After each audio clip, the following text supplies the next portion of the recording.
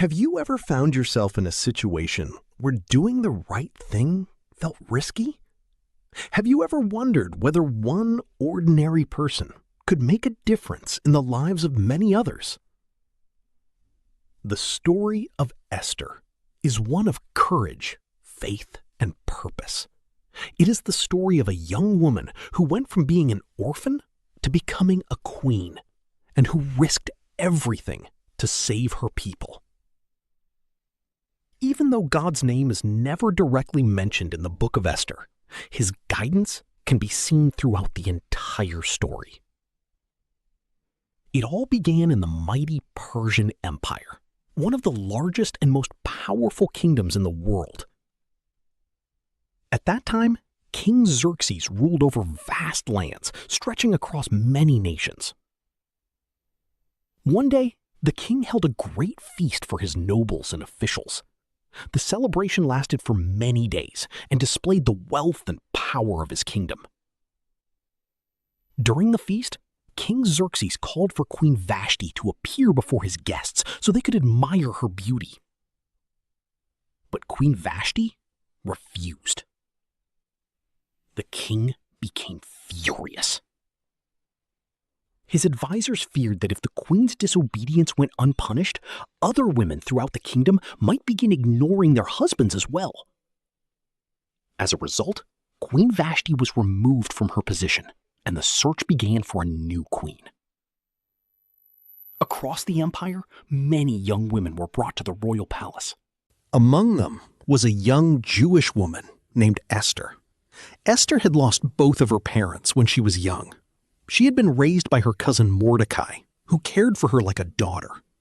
Esther was kind, wise, and beautiful. Before she entered the palace, Mordecai gave her an important piece of advice. He told her not to reveal that she was Jewish. Esther listened carefully and kept her identity a secret. Over time, Esther gained favor with everyone she met. The king was especially impressed by her. Out of all the women brought before him, Esther stood out. Eventually, King Xerxes chose Esther to become the new Queen of Persia. It was an incredible change in her life. An orphan girl had become queen of one of the most powerful empires in the world. At first, everything seemed peaceful, but trouble was quietly growing behind the scenes. One day, Mordecai discovered a plot to assassinate the king. He immediately informed Esther, who passed the information to King Xerxes. The plot was stopped, and the king's life was saved. The event was recorded in the royal records. At the time, however, Mordecai received no reward. Meanwhile, a powerful official named Haman was rising in influence throughout the kingdom. The king honored Haman and ordered people to bow before him whenever he passed. Most people obeyed, but Mordecai refused. As a Jew, he believed that such honor belonged to God alone. When Haman learned that Mordecai would not bow to him, he became furious. His anger soon grew into hatred. But Haman did not want revenge against Mordecai alone. He wanted to destroy all the Jewish people living throughout the empire. Haman approached King Xerxes and convinced him that a certain group of people was causing problems within the kingdom. Without realizing who Haman was talking about, the king approved a decree allowing these people to be destroyed. The decree was sent throughout the empire. The date was set. The Jewish people faced a terrible threat. When Mordecai learned what had happened, he was devastated. He tore his clothes, put on sackcloth, and mourned publicly. Soon Esther heard about Mordecai's distress. She sent messengers to find out what was wrong. When she learned about Haman's plan, she was shocked. Mordecai sent her a message that would change everything. Do not think that because you live in the king's palace, you alone will escape. Then he added words that have inspired people for generations. And who knows whether you have come to your royal position for such a time as this. Esther faced a difficult decision. Anyone who approached the king without being invited could be put to death. Even the queen was not exempt from this law. If Esther remained silent, her people might perish. If she spoke up, she could lose her life. For a moment, Esther stood at a crossroads. Then she made her decision. She sent a message back to Mordecai. "Gather all the Jews and fast for me. I will fast as well. Then I will go to the king, even though it is against the law. And if I perish, I perish." It was a statement of courage. Esther was willing to risk everything for the sake of others. After 3 days of fasting, Esther put on her royal robes and approached the king's throne room. The moment was tense. One wrong move could cost her life. The king looked up and saw Esther standing there. To her relief, he extended his golden scepter. She was welcomed into his presence. King Xerxes asked what she wanted. Instead of making her request immediately, Esther invited the king and Haman to a banquet. The king agreed. At the banquet, Esther invited them to a second feast the following day. Meanwhile, Haman's pride continued to grow.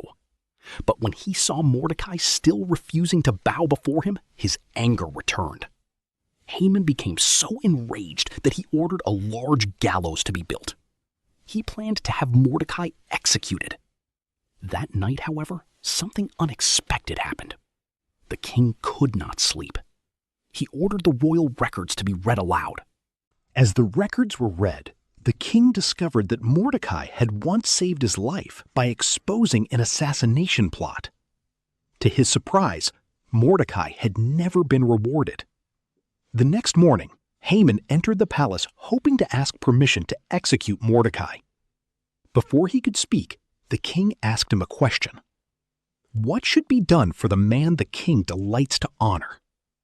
Thinking the king was talking about him, Haman described an elaborate public celebration. The king smiled and said, "Excellent. Do all of that for Mordecai." Haman was humiliated. The very man he hated most was now being honored throughout the city. Later that day, Haman attended Esther's second banquet. This time, Esther revealed the truth. She told the king about the plot to destroy her people. Then she revealed her own identity. "I am one of them," she explained. The king was shocked. When he learned that Haman was responsible, he became furious. Haman's evil plan was exposed. The king ordered that Haman be punished. The very gallows Haman had prepared for Mordecai became the instrument of his own downfall. But one problem remained. The decree against the Jewish people could not simply be erased. So the king issued a new decree allowing the Jews to defend themselves. When the appointed day arrived, the Jewish people were able to protect themselves from those who sought to harm them. They survived. They A were toast saved. to the empire. What had begun May as a our story of prosperity fear continue for became a 1,000 story years. of victory. Throughout the empire, toast there to was the great empire. celebration. May our To prosperity remember this